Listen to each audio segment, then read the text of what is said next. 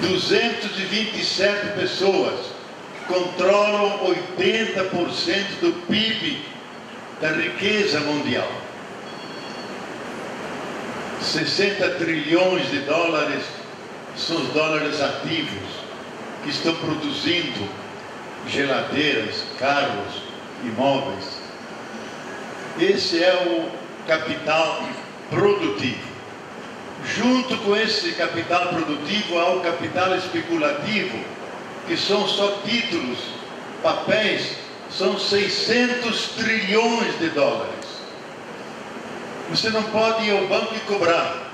Quando foram ao maior banco americano, o Lehman Brothers, foram cobrar, ele foi a pique. Não tinha dinheiro, tinha papéis para vender e trocar. Então nós vivemos num mundo de fantasia. Por dia correm nas bolsas que começam lá na Austrália, vêm para o Japão e vão chegando até o Rio de Janeiro e adiante. Corre 1 trilhão e 400 bilhões de dólares nessa ciranda financeira de valores que são apenas papéis. Então a economia não é mais economia, aquela que atende à infraestrutura humana, é especulação, é enganação, é mentira. E nós tememos que ela possa chegar a um auge de uma crise, e criou na Europa uma crise que nós, graças a Deus, fomos poupados, porque na Europa, Estados Unidos, tem um crescimento negativo, então é recessão com exclusão, 102 milhões de desempregados, e no mundo inteiro 400 milhões de desempregados. Então são países, um sistema que não deu certo. E o mais grave é que o sistema do capital não tem mais condições de se autorreproduzir, porque ele se reproduz explorando os bens e serviços da terra, os recursos da terra. Só que ele esgotou esses recursos. Nós encostamos nos limites da terra. A terra precisa 1 ano e meio para repor aquilo que nós tiramos dela durante 1 ano. Então a terra está doente. E esse sistema não consegue se autorreproduzir. Ele chegou à sua culminância, chegou ao seu fim. Fim no sentido que cumpriu a sua missão histórica, modificou a história, trouxe vantagens, mas trouxe grandes riscos, como eu falei antes. E fim vai se acabar. Nós temos que mudar, porque ele não consegue mais se autorreproduzir, porque vivia de 2 ilusões: que a terra era um baú com recursos infinitos que eu podia sempre tirar, e que poderíamos ir infinitamente adiante pelo futuro, nos desenvolvendo cada vez mais. E hoje descobrimos que a terra é velha, pequena, com recursos escassos e muitos deles não renováveis. Não dá mais para seguir a política de antes.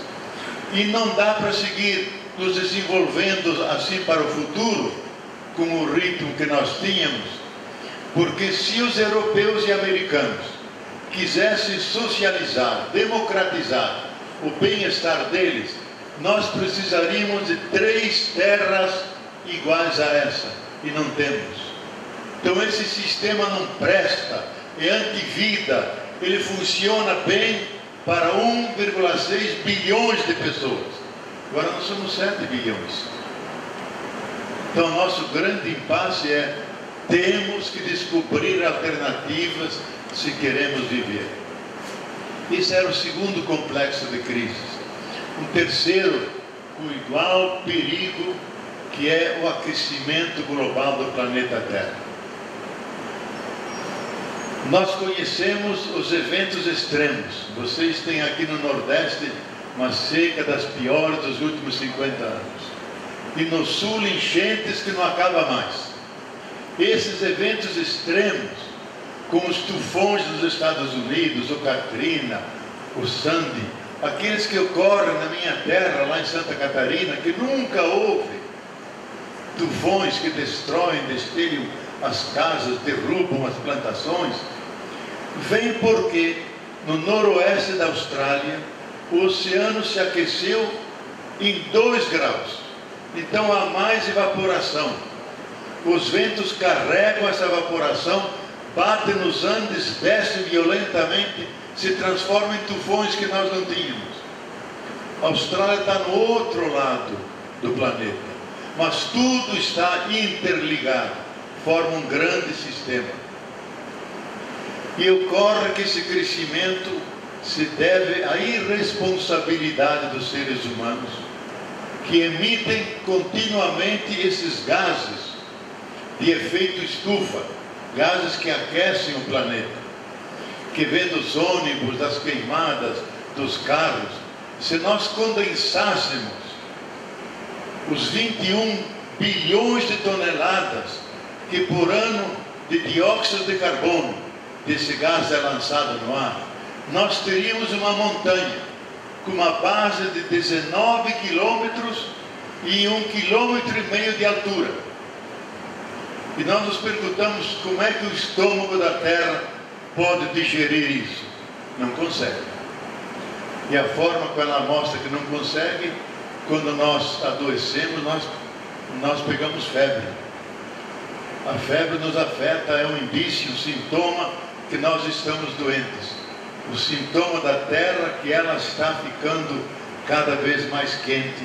E daqui a pouco, se chegar a 2 graus, estamos perto disso, 2 graus Celsius, muitos seres não conseguem sobreviver. Como não se consegue mais plantar café no norte do Paraná, porque mata a florada toda.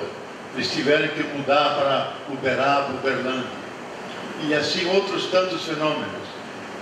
Se nós não cuidarmos, e aqui vem um dado novo, que essa grande instituição do IPCC, que mede os climas, o estado da Terra em todos os países, eles se orientavam pelo dióxido de carbono.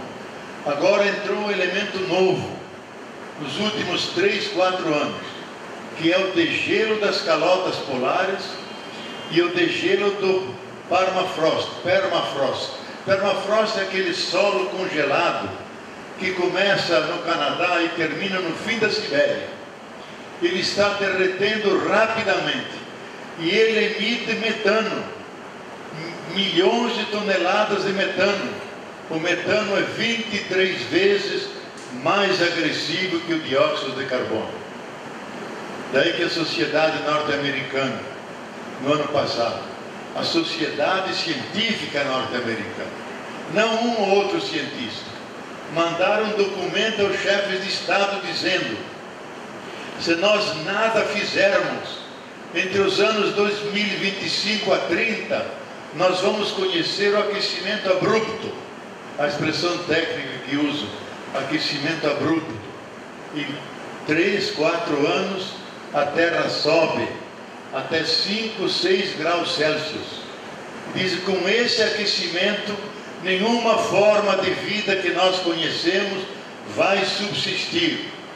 E grande parte da humanidade vai desaparecer. E como temos tecnologia, podemos criar ilhas, portos de salvamento, mas a grande maioria vai desaparecer. Veja, o que eu estou dizendo não é uma brincadeira. São graves ameaças, nunca houve na história isso. Então eu, como professor de ética intelectual, sinto um imperativo ético de falar dessas coisas, porque os chefes de Estado não querem saber, os grandes empresários também não, porque prejudica os seus negócios. Só que essas ameaças estão aí, e os grandes nomes de ciência, comunidades inteiras de cientistas estão alertando, quase em forma de clamor, para os riscos que correm para a inteira humanidade e para o planeta. A Terra pode continuar porque ela não precisa de nós. Agora nós precisamos da Terra. Ela pode continuar coberta de cadáveres, mas nós não estaremos aí. Então esse é o risco. Nesse contexto nós temos que pensar a importância do nosso país. Quase todos os cientistas dizem a regulação dos climas da Terra, porque a Terra perdeu o equilíbrio. Ela toda hora sacode, com vulcões, com tsunamis, com enchentes, com vendavais. Ela está doente, está esperneando. E esses cientistas nos dizem que se nós não ajudarmos a Terra a encontrar um equilíbrio, ela será cada vez mais ameaçadora. Em grande parte do equilíbrio passa pelo Brasil, porque é o país do mundo que tem as maiores florestas úmidas, que tem o maior volume de água doce, embora em São Paulo esteja passando sede, porque o Brasil é a potência das águas. 13% de toda a água doce do mundo está aqui. Tem a maior biodiversidade, tem o maior volume de terras agricultáveis. Nós podemos ser a mesa posta para as fomes do mundo inteiro e atender as demandas da humanidade. Agora, depende de nós termos consciência, e a grande maioria não tem, também nossos governantes, da importância axial, fundamental, que o nosso país tem para o futuro da humanidade e o futuro da Terra. Esse grande cientista, Noam Chomsky, que é um dos maiores intelectuais americanos e críticos à política externa norte-americana, acaba de publicar um artigo com esse título: O Fim de Nossa Civilização. Todo documentado com dados recentes da ciência. Diz: estão dados todos os elementos, porque nós destruímos a base físico-química que sustentam a vida. Todos os elementos estão aí que podem levar a Terra a um colapso. Como uma pessoa está muito bem aí, de repente cai e tem um infarto fulminante. Pode ter um colapso ecológico. E aí ele diz: pode ser o fim de nossa civilização se nós não tomarmos agora medidas sérias.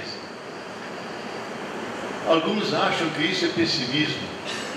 Quando uma vez no Fórum Social Mundial, José Saramago, aquele grande escritor, falou dessas coisas, e era até amigo meu, e chamaram: mas Saramago, você é muito pessimista.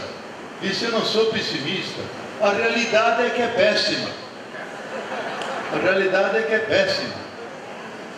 E eu estou aqui para não consolar ninguém de vocês, porque o consolo chama a rede, chama água de coco e fazer uma cesta. Eu estou aqui para angustiar vocês. Angustiar. E é uma angústia que nenhum psicanalista cura.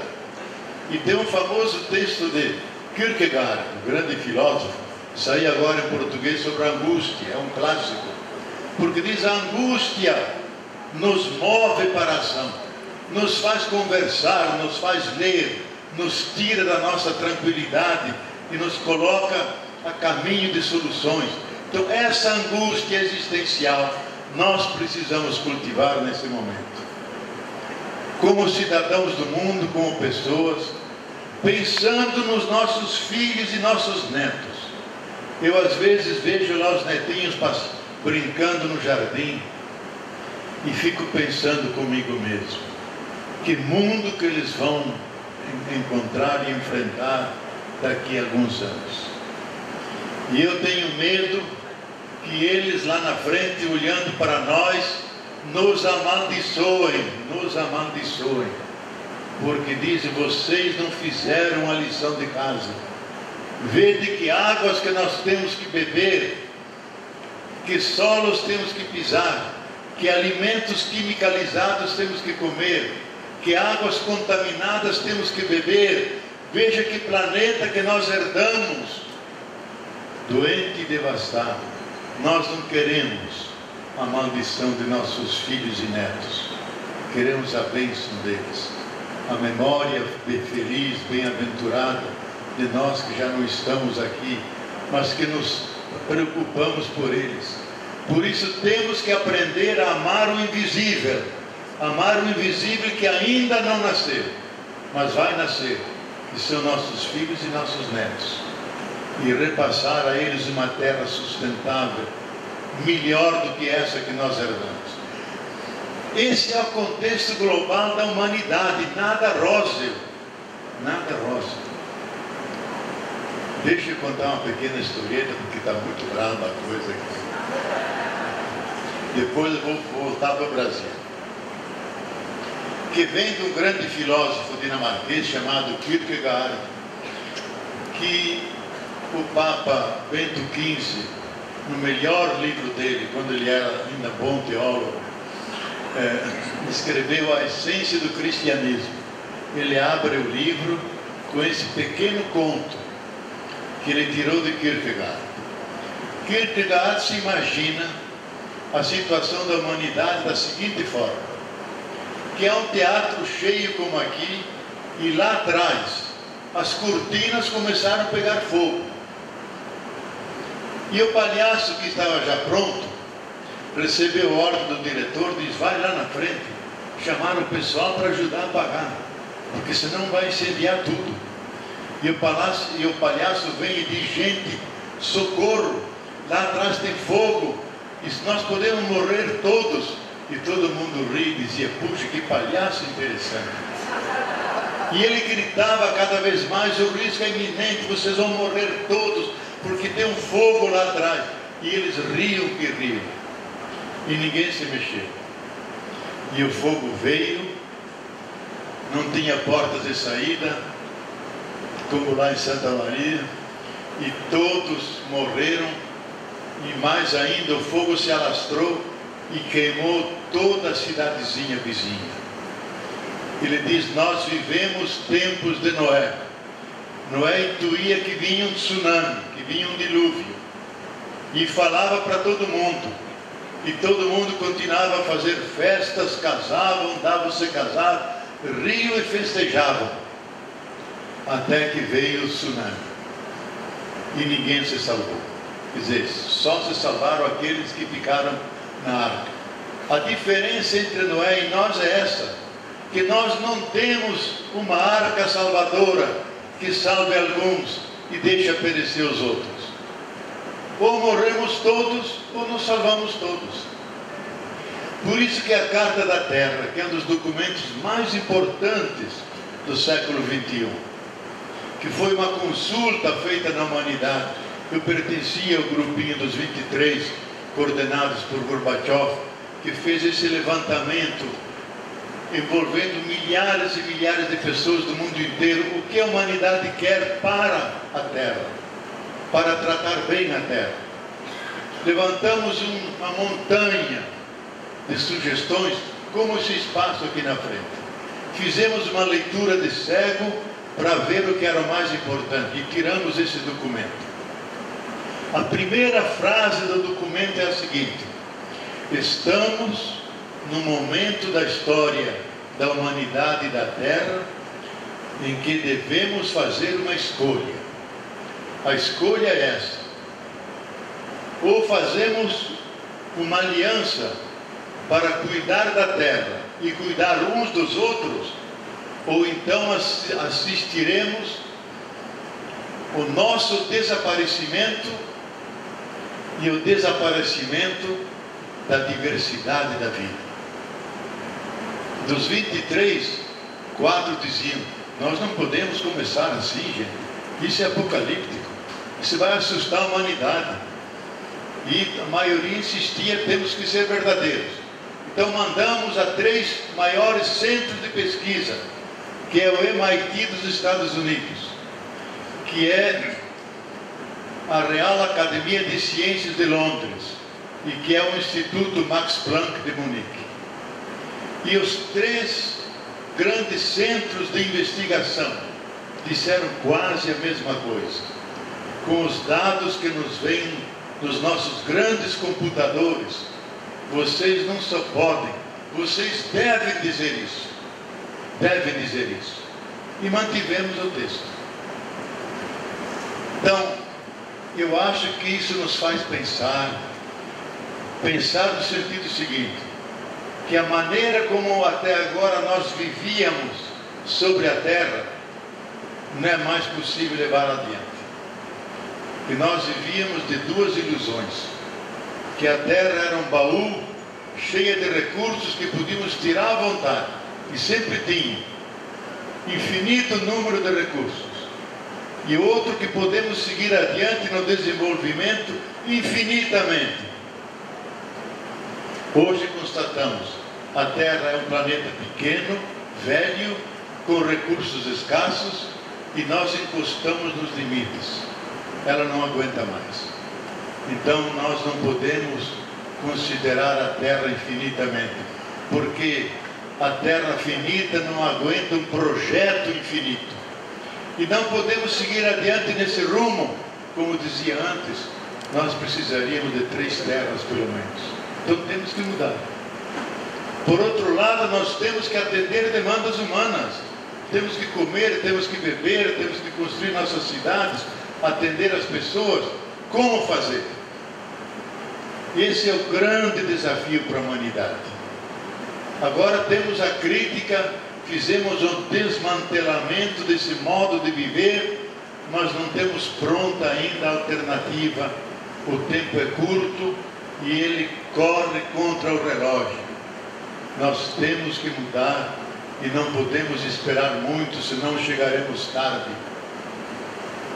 Eu acho que a linha que está se impondo no mundo inteiro é a seguinte: temos que produzir, respeitando as regiões.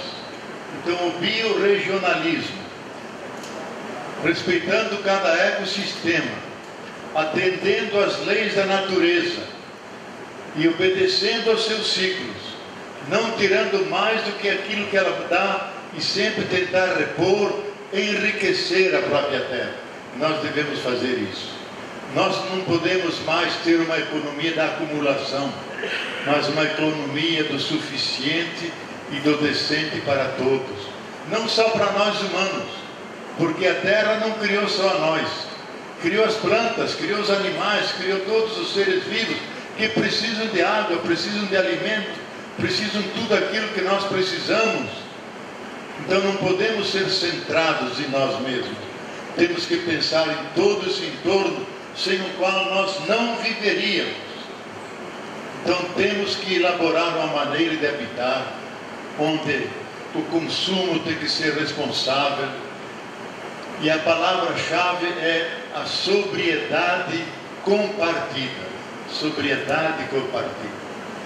E utilizar aqueles famosos 3 R's que a Carta da Terra introduziu, que é reduzir o consumo, que é reutilizar tudo que nós usamos, reciclar o já usado. E eu acrescentaria mais R's: rejeitar toda a propaganda enganosa que nos faz consumir. Se vocês entram num shopping e olharem o que vocês precisam de verdade, vocês precisam de um pouco de feijão de corda, um pouco de farinha, um pouco de água e umas roupinhas para esconder as vergonhas.